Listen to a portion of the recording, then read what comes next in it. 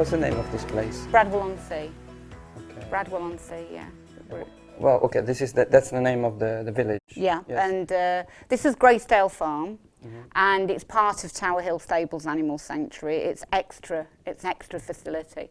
Tower Hill Stables is about 5 miles down the road, and in between we've got 4 more sites with horses on. And then this site here, which is the newest site, where we've actually expanded to and brought a lot of the large animals, the cows and the horses up here.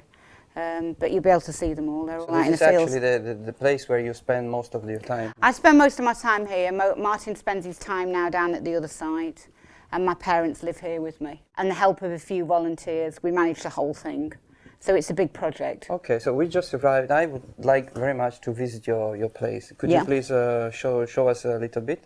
Yeah, come and look round. Yeah. So here are some of the horses. They're all in for different reasons. So if we start in the fields and then we work back round, there's some building work done here, making another pen for another pig to come. How big is this place? This is 42 acres altogether. So they've got 42 acres of grazing. And when we moved in here, it was beautiful grazing because it's not been used for 20 years. It's only had hay cut off it. But the unfortunate thing is, it wasn't fenced. So we've had a big project on, or these guys have had a big project on to get it fenced. And when you actually see the extent of it, what we've had done, you'll see why it was such a big project. How did you start this, I would say, activity? I've always done small-scale rescue, you know, had a few chickens, had a few cats, had horses at livery yards or farms. In 1996, one of the horses had a bad accident, nearly lost him. It was due to the farmer that I was keeping the horses at. He allowed people to go into the field and shoot. My horse, Oscar, he became impaled on a fence, ripped his hindquarter out, terrible barbed wire injury, and we nearly lost him. And at that point we said, we can't continue doing this. We can't continue spending all our money and giving it to someone else to just not look after the animals properly, basically. So that's when we went all out to try and buy a small place with some land, the maximum we could afford, to do the rescue. That's when we bought the other site, Tower Hill Stables Animal Sanctuary, which was literally just an equestrian property, a few acres of land and a bungalow. And from there on, it started to expand. The idea was always that I would stay at home and look after the animals, and Martin would go to work to pay for it. It's just grown from there, 25 years on or whatever, and here we are, expanding still. How do you manage training and working in this huge place every day? It must be a hell of a job. It is a big job. It's just discipline. I mean, I wouldn't suggest that somebody could just be plonked down here and do it, but it's grown with me, very organically grown with me. So now, I mean, I've always been an early riser, but I actually get up at 3:30 in the morning. That's the way I manage it. 3:30 in the morning? Yes. At what time are you going to 9, 10 o'clock at night. I'm lucky I don't need a lot of sleep. And this is every day, this is 7 days a week. Here we have the Highland cattle. When these cows came, funnily enough, they were going to slaughter. The 2 mothers were actually going to slaughter. Because they're very aesthetically pleasing, Highland cattle, people want an old Highland cow. If they've got a large property, they might want one of them to graze on the property. He was trying to look for homes for them. Unfortunately, the guy that was going to take them let him down. So he contacted me and said, will you take the 2 girls, the two females? And I said, you know, okay. And he brought them over, and his parting words to me were, they're not pregnant, don't worry. And then a few months later, Fernando arrived, and then 3 months after that, little Fritha arrived. So now we've got 4 Highland cows. It's really interesting with this breed. They're a native breed. They haven't been genetically modified in any way. And when you actually look at them, they carry only enough milk for their own babies. In fact, the day when they were born, I didn't realise that they were pregnant. We got an idea from the size of them, but all the animals here are quite rotund, so we weren't 100% sure. When they actually gave birth, their udders are very small. They're not, you know, they aren't massively overwhelmed with milk. What do they like most when you want to be kind with them? I honestly believe that they like the security of being around their own kind. They like routine. They're very much like humans. They only want what they need. They need food, water, shelter, but security and routine and no stress. If they're relaxed, they're very, very easy to manage. very easy to manage. And for instance, I can try to reassure them that everything's all right. They like to not be moved around, they don't like things to differ too much, they like a feed routine, they like to know when their food's coming, that there's going to be enough food. Just the security of knowing that they can wander in peace, that they're not going to be strangers around them all the time, that they've got the security of knowing who delivers the care to them, so that they trust you. If an animal as large as this wants to be aggressive, I can't manage that. I mean, they've got to want to work with you, and the way they want to work with you is through kindness. How do they show they are happy to see you? By doing what they're doing now, just sitting there. They're quite content to have you in their space. Okay. If not, they just get up and wander off. They would be, I don't want you here, I don't feel comfortable with you around me. Okay. They know that we're friends. Do they have any mimic like the dog with the tail, or I don't know? You can see by the eyes. It's more the eyes with these. I mean, just the very fact that they're allowing you into their space is enough. Individually, they've got little traits to show that they're happy to have you around them, but generally, they just like to just be with you. This is as big a compliment as a cow can pay you. What's the best way to approach an animal when he doesn't know you? Is it better not to look into his eyes, or is there any rule? To be honest with you, don't assume or presume anything. You can learn to pick up the signs of whether they're comfortable, whether you're pushing it a little bit too far. Work at their pace, not at your pace. That's the best advice. And each animal is an individual. Unless you've been around that animal for years and years and years, as we have with Woodstock, you don't know what's actually impacting on their behaviour. They might have had bad experience after bad experience, and a lot of them have. So you've got to work at their pace. Do you have any plan for this place, or are you just living day by day? We plan to be able to live day by day and to be able to deliver this kind of care. We don't plan too much into the future because nobody knows the future, but if we can continue on, that's enough for us. I don't want to expand forever because I like to deliver the care myself. I think that's the continuity of care is very, very important. I know these animals individually, so I know what somebody might think is normal for an animal, I know isn't. That means that I can deliver a special kind of care that other people couldn't. It's not an asylum, it's not just a business, it's their home and they are individuals, and I want them to be treated that way. So pretty much this is as much as I can manage. You know, I do everything. We've got the 6 sites, we manage it very much ourselves.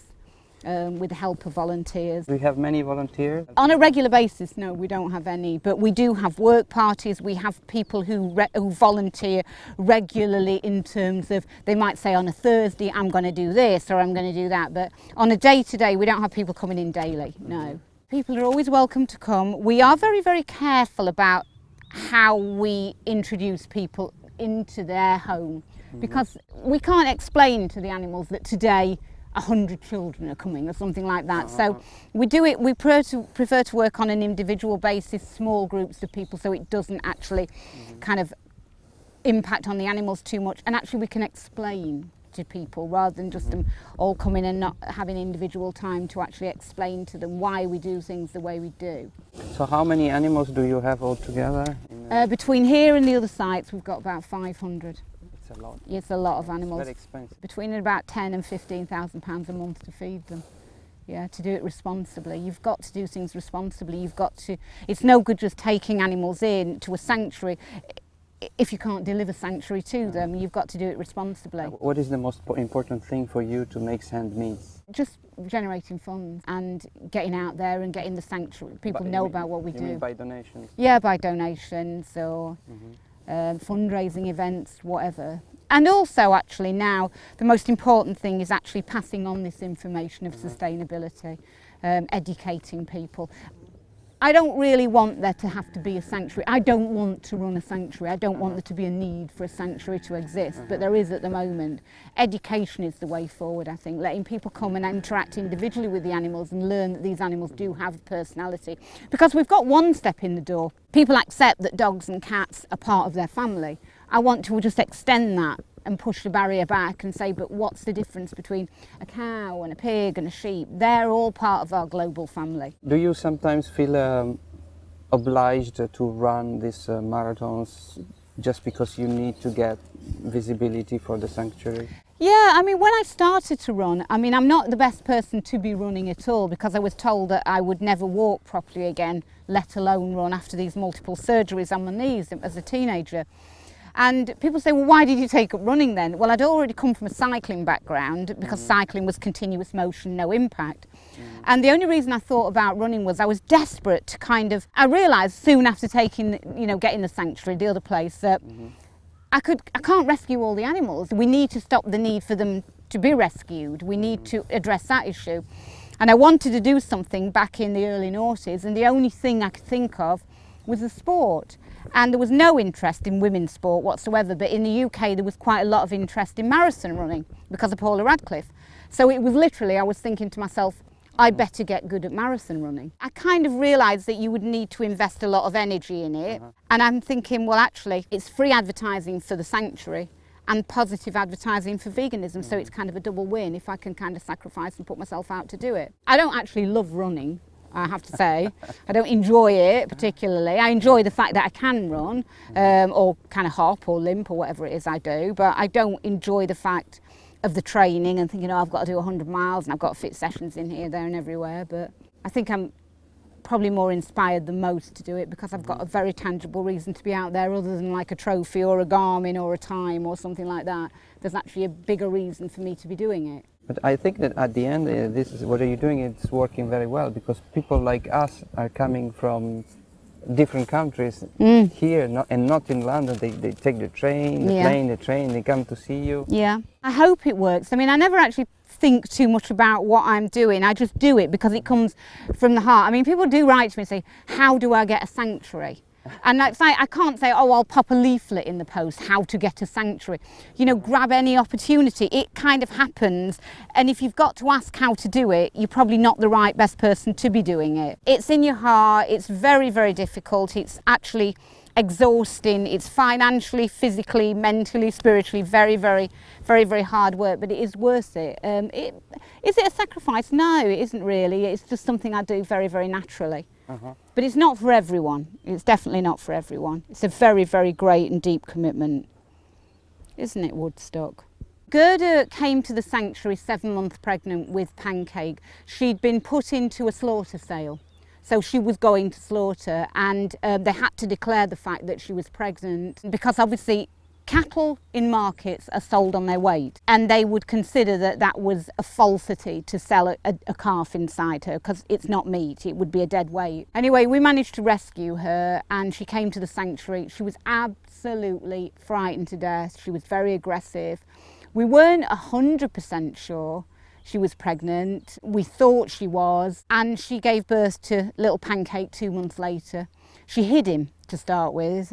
She hid him behind a bale of straw, and I came up to feed everybody, and I kind of pushed my wheelbarrow along, and it was like double take, and there he was. She was extraordinarily possessive of him, to the point of she would literally go and attack you and try to really, really kill you to keep him away. And when the vet explained, she's probably had 7 or 8 calves in the past that have all been taken away from her immediately, so she's desperate to keep one calf, and now she's got a wish. There he is, little Pancake. But she's always there with him, just watching him. Do you have any kind of network among different sanctuaries? Yeah, obviously all sanctuaries are busy. All people who run sanctuaries are busy, but you do communicate for things like animals that need help or a home. If you can't manage or haven't got room, you might know somebody who has. But there is a network, but to be honest with you, I probably spend most of my time, if I'm going to speak to anyone, there's a couple of sanctuaries I interact with, but other than that, you kind of deal with your own little bit. Obviously, it's more for you've been asked to take in animals and, you know, if you can't help, that next person might be able to. It's a very, very fine line you tread when you run an animal sanctuary. For instance, people come here and they say to me, oh, at least the animals are safe now. And I say, whatever gives you that impression? Well, they're here, they're safe forever. No, they're not. They're safe until something happens. They're safe until you get an outbreak of something. Bear in mind, I was running the sanctuary back in 2001 and we had an outbreak in the UK of foot and mouth disease. It started 4 miles as the crow flies across the estuary at a slaughterhouse called Shields in Brentwood. For a year and a half, it was absolute nightmare. There was no on-off movement of animals. And if it wasn't just if your animals were safe, if a farmer down the road got foot and mouth, then your animals would be in an exclusion zone and they would be culled. It was a horrible, horrible period of time. So it's difficult now because the government legislation dictates that it's easier to have animals confined. So if they're in big units or in intense units, if there is an outbreak and a disease outbreak, they can actually quickly shut it down. So they don't actually like places like this where animals roam freely. They'd rather have them behind closed doors for financial reasons more than anything. It's always very, very difficult. The cattle, the sheep, the pigs, they're part of the national herd. So I care for them, and what I choose to do with them is different to what 99.9% of these animals have done to them. But in essence, they revert back to the national herd if there is an outbreak. So they're never 100% safe. They're as safe as I can possibly make them, but I don't have jurisdiction over them, you know, entirely. That comes down to the government, you know, and if there is an outbreak of something, they will take them. There's nothing I can do about that. And we've got up to the sea in front of us. Yeah. It's a very, very beautiful and secluded spot for them to be. I like them to have as natural environment as possible under management as can be afforded sensibly. So they'll follow the sun today, they'll follow it round, and wherever there's sun they'll go and lay and then they'll move on. But here, I mean, it's just wonderful for them to be able to select where they're going to go, have freedom of choice, freedom of movement as much as I can possibly provide. It seems that you are thinking only about their future and you're not talking about your own future. My future and their future is just intertwined. They are my future. If I have one, it will always be for them. When I was in the desert filming with Keegan, I said there isn't really a Fiona. Everything is dedicated to the animals in some shape or form. So obviously if I die, I've got their future sorted out in terms of financial security. Who's going to take over after you? I don't know. I mean, to be honest with you, in the future, I'll have to see how it grows. I mean, it's grown enormously. It's not what I planned to do. I didn't plan at 6 years old to sit down and have world records in a marathon, and I didn't plan to have an animal sanctuary this big. So now it's the point where I've got that, and now I've got to start addressing those issues. Probably it will get taken over, I don't know, by...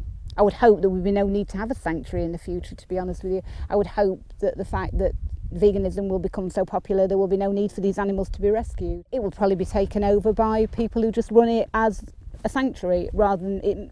I'm the heart of it, if you like. It's grown with me. So a part of it will die when I die, probably the way it's run. Yes. You wouldn't find anybody, I think, to work like I do. I work 7 days a week, 365 days a year.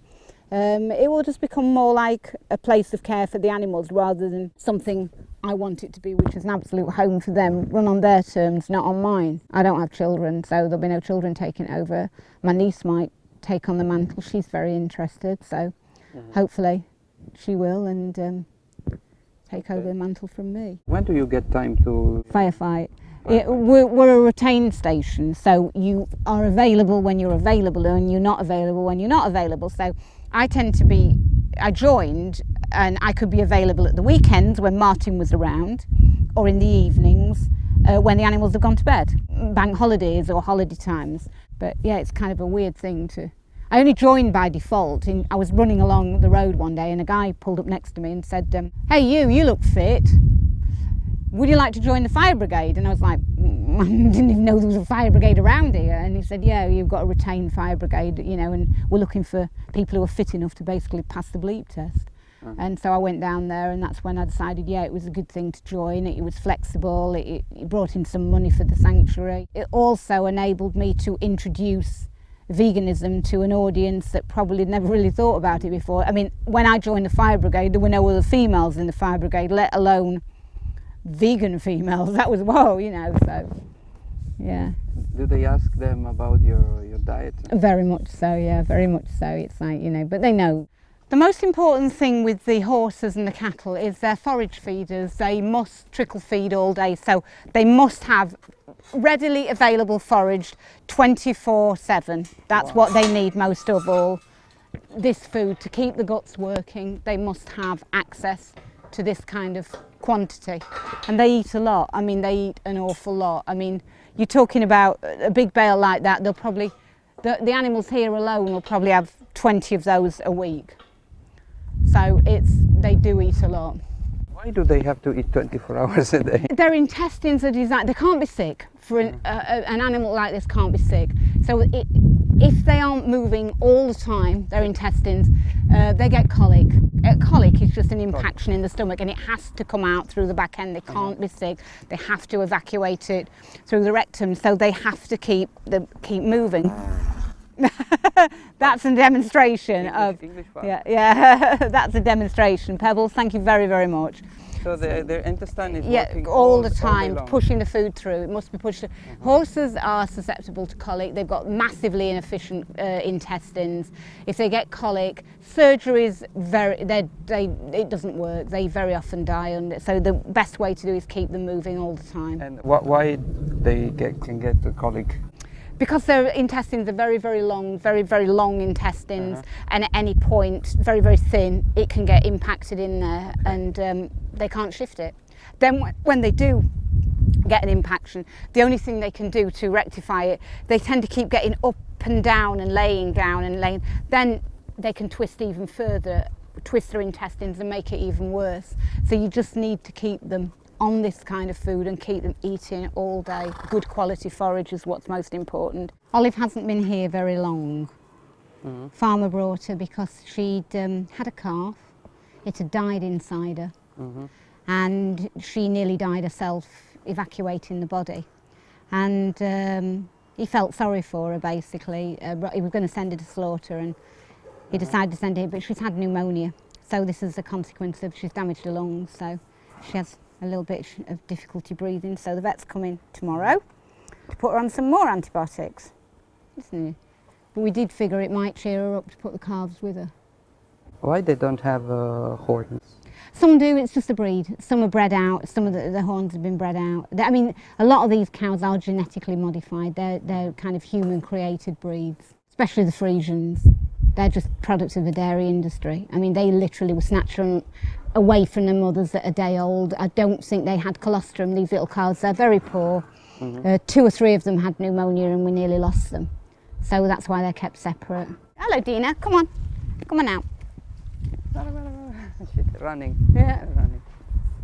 They're expecting something to eat from you? Yeah, I mean, generally speaking, they expect good things when I'm around. So they come out on the off chance. Hello, sweetie. What's the right way to cuddle a pig?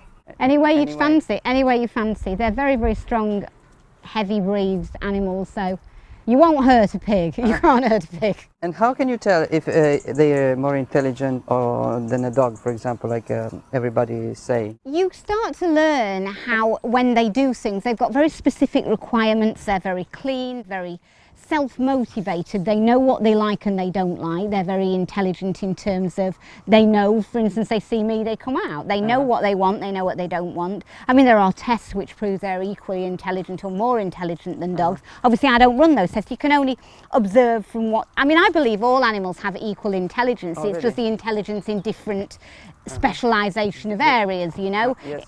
Intelligence doesn't have to be necessarily in terms of if you can read and write. It can be doing other things that I can't do, for instance. I like to treat them all with dignity and equality, and but what that level of equality is depends on the animal, you know. We spoke yesterday with Jordi, animal activist in London, and he was telling us that he studied the behavior of wasps, and he found out that they are very, very intelligent. Yeah, they are. Yeah, I can believe that. In a sense. So, in their own context, yeah.